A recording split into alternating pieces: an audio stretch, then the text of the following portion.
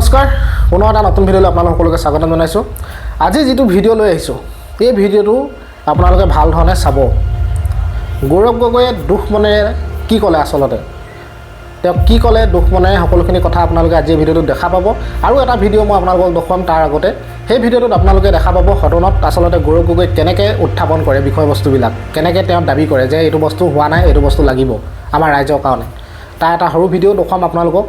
আৰু লগতে আপোনালোকে যদি কালি মই যে এটা ভিডিঅ' দিছিলোঁ সেই ভিডিঅ'টো যদি নাই চোৱা, আজি দিছোঁ, কালি নহয়, যিটো ভিডিঅ'ত আপোনালোকে দেখিবলৈ পাব এজন ছাত্ৰই কি ধৰণে আচলতে যোৰহাটৰ এজন ছাত্ৰই কি ধৰণে আচলতে গৌৰৱ গগৈক বিচাৰিছে তেওঁলোকৰ সমষ্টি। গতিকে সেই ছাত্ৰজনে আচলতে সাহসেৰে তেওঁ কথাখিনি আচলতে কৈছে, তেওঁ যি সাহস আচলতে এই সাহসটো আমাৰ নৱপ্ৰজন্মসকলৰ গাত থকাটো অত্যন্তই দৰকাৰী। গতিকে আজি যুৱ প্ৰজন্মসকলে গৌৰৱ গগৈ হওক, লুৰিণজ্যোতি গগৈ ডাঙৰীয়াই হওক, তেওঁলোকৰ যিবিলাক গুণ সেই গুণ দেখি তেওঁলোক আচলতে উৎসাহিত হৈছে। তাত যি কি নহওক কথা কৈ নাথাকোঁ, কথা কৈ থাকিলে আপোনালোকক খং উঠি গৈ থাকিব। কিন্তু এটা কথা ক'ম যে আপোনালোকে যদি নতুনকৈ কোনোবা মোৰ চেনেলটো আহিছে এটা লাইক আৰু চেনেলটো ছাবস্ক্ৰাইব কৰিবলৈ নাপাহৰিব। তেতিয়াহ'লে ভিডিঅ'টো চাওক প্ৰথম পৰা শেষলৈকে আৰু এটা কমেণ্ট কৰিব আপোনালোকে, আৰু ভিডিঅ'টো যিমান পাৰে সিমান শ্বেয়াৰ কৰিব। चलो मान भी लिया इस सरकार की बात, मान भी लिया कि देश आज बहुत तरक्की कर रहा है, मान भी लिया कि आज देश का जीडीपी बहुत ऊंचाई तक पहुंच गया है, मान भी लिया कि आज हमारा देश 5% जो 5वें नंबर के स्थान पे है और कुछ सालों के बाद 30वें नंबर स्थान पे है, कि देश की आर्थिक व्यवस्था अगर हम सरकार की मंत्रियों की बात सुने तो बहुत अच्छी है। तो मेरा प्रश्न यही है सरकार से कि अगर देश की आर्थिक अवस्था इतनी अच्छी है तो आज हमारे पेट्रोल पंप में पेट्रोल और डीजल के प्राइस घटे क्यों नहीं है? आज पूरे दुनिया में ऑयल प्राइसेस घट चुके हैं। आज हमारे पेट्रोलियम मंत्री बोलते हैं कि हम लगभग 40 देशों से तेल ले रहे हैं। हमारे विदेश मंत्री बोलते हैं कि हमारी सरकार रशिया से चीप ऑयल ले रही है। तो जब हम ये चीप ऑयल ले रहे हैं, जब हमारे पास डाइवर्सिफाइड ऑयल सप्लायर्स है, तो ये पूरा का पूरा बेनिफिट हम कंज्यूमर को क्यों नहीं दे पा रहे हैं? क्यों पहले की तरह हम 70 रुपए और 60 रुपए का तेल हम क्यों नहीं कर पा रहे? अगर हमारी आर्थिक अवस्था इतनी ही अच्छी है तो मैं इस सरकार से गारंटी मांगूंगा कि आज के इस सालों में जो शुरुआत में हमने इन्फ्लेशन देखा, दूध के दामों में जो इन्फ्लेशन देखा, टमाटर के दाम में जो इन्फ्लेशन देखा, इस साल में नहीं होगा। आज भी ये सरकार कह रही है कि इन्फ्लेशन हो सकता है, तो ये किस प्रकार का काम कर रही है ये सरकार?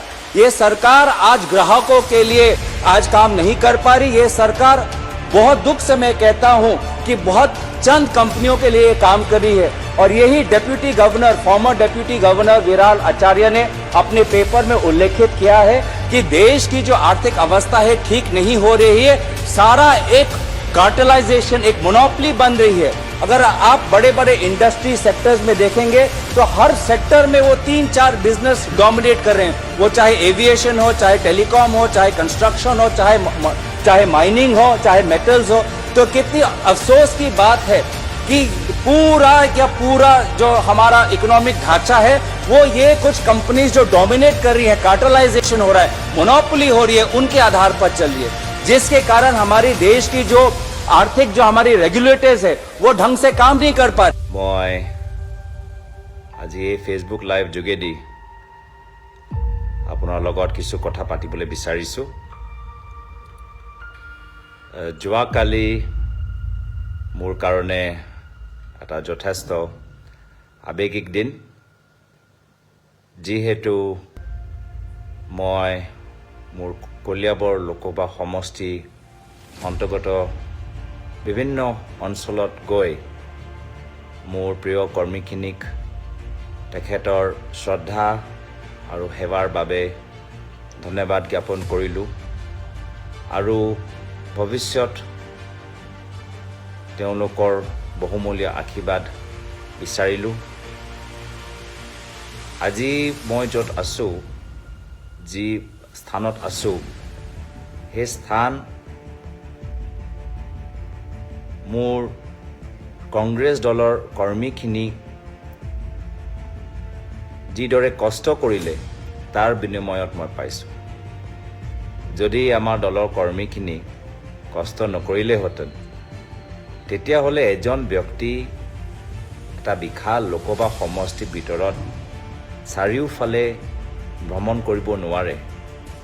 চাৰিওফালে দলৰ কথাবোৰ ৰাইজৰ ওচৰত লৈ যাব নোৱাৰে আৰু সেইকাৰণে 2014 চনত 2019 চনত যেতিয়া এটা জটিল ৰাজনৈতিক পৰিৱেশ আছিল এই পৰিৱেশত যদি মই বিজয় লাভ কৰিছোঁ তাৰ মূল কাৰণটোৱে হ'ল আমাৰ কংগ্ৰেছ দলৰ নিষ্ঠাবান কৰ্মীখিনি গ্ৰাছৰুট ৱৰ্কাৰ্ছ আৰু দলৰ বাহিৰত বহুত আমাৰ ৱেল উইচাৰ্ছ আছিলে শুভচিন্তকসকল আছিল যিসকলে আমাক খুব সহায় কৰিলে আশীৰ্বাদ প্ৰদান কৰিলে আমাৰ দলটোক যোগদান কৰা নাছিল কিন্তু আমাক দলটোক আগুৱাই লৈ গ'ল বহুত চকুপানী কান্দাকাটি হ'ল কলিয়াবৰত মোৰ লগত বহুত আমাৰ এটা ইমোশ্যনেল মোমেণ্ট আছিলে কিন্তু মই এটা পজিটিভ চেন্সত লৈছোঁ যে এইখিনিয়ে হৈছে আমাৰ মৰম আমাৰ দলৰ ভিতৰত যে এটা পৰিয়াল দৰে যে আমি থাকোঁ এইটোৱে হৈছে তাৰ এটা ইংগিত তো সেইকাৰণে